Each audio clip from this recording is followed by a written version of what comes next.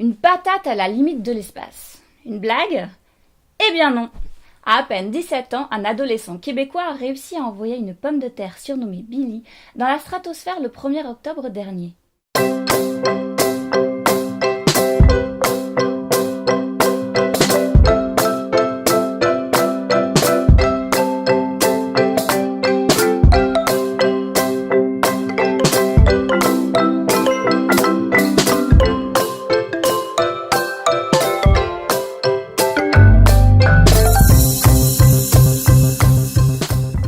Billy s'est envolé à bord d'une nacelle soulevée par un ballon stratosphérique dans un voyage de 2h57 à une vitesse atteignant au maximum les 184 km/h.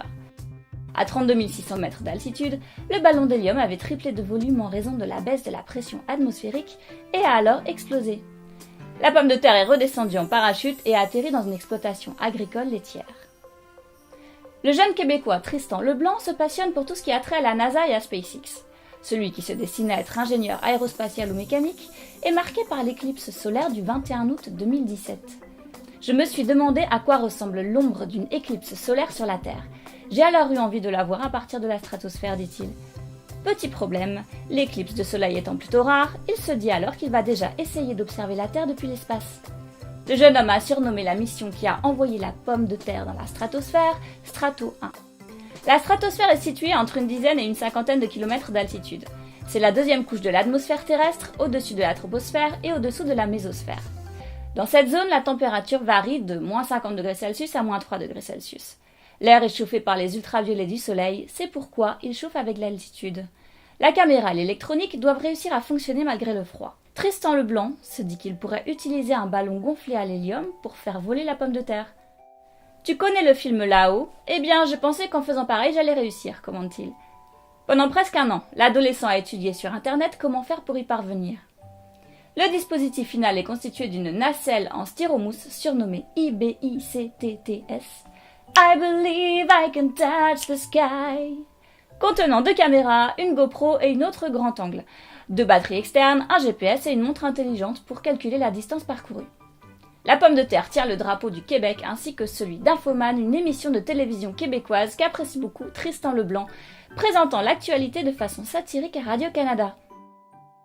Le jeune homme déclara plus tard « Savoir que Billy s'est rendu jusque-là me rend plus que content. La patate grelot avait dépassé les avions. Mis à part les astronautes, elle était possiblement la seule chose vivante à une telle hauteur. » Mais Billy n'est pas le seul personnage insolite à avoir atteint la stratosphère. Parmi ses prédécesseurs, Hello Kitty est le méchant cochon vert d'Angry Birds. En 2013, Killian et Callie, un petit garçon et sa sœur d'alors 7 et 5 ans, ont demandé à leur papa d'envoyer leurs jouets dans les nuages. Et Nicolas, le père de ces 2 rêveurs, a décidé de réaliser leur souhait. Il a travaillé plusieurs mois sur un dispositif artisanal. Le 7 juillet, les 2 jouets astronautes se sont envolés depuis la chapelle des Notre-Dame des Conches de l'Ain et sont montés approximativement à 20 km d'altitude. Ils ont bien été récupérés dans un champ de maïs à 50 km du lieu de l'envol. Une jeune américaine de 12 ans, Lauren Rojas, a également fait décoller Hello Kitty, mais sous forme de gomme cette fois-ci, à bord d'une fusée argentée. Notons que le petit chat japonais doit avoir l'âme d'un astronaute car pour ses 40 ans, il s'est offert un voyage autour de la Terre à bord du satellite Odoyoshi 3. Les fans pouvaient lui souhaiter bon anniversaire. Leur message s'affichait en japonais ou en anglais sur un petit écran incrusté dans la paroi au-dessus du hublot. Le 31 décembre 2011, c'est une navette spatiale en Lego qui a décollé depuis un champ en Allemagne, lancée par le jeune roumain Raoul Oaida. Le jeune étudiant l'a retrouvé 240 km plus loin grâce à la balise GPS. En 2010, un petit robot fait un voyage en bateau, traverse la plage avant de prendre une fusée pour s'envoler pour la stratosphère, dans le clip du groupe anglais Lucky Elephant. Ce petit voyage a été mis au point par le réalisateur James Trocchi. Mais pourquoi tous ces jouets ne dépassent-ils pas la stratosphère? Tout simplement car les ballons d'hélium ne peuvent pas dépasser une altitude d'une trentaine de kilomètres. L'espace commence quant à lui officiellement à 100 km d'altitude.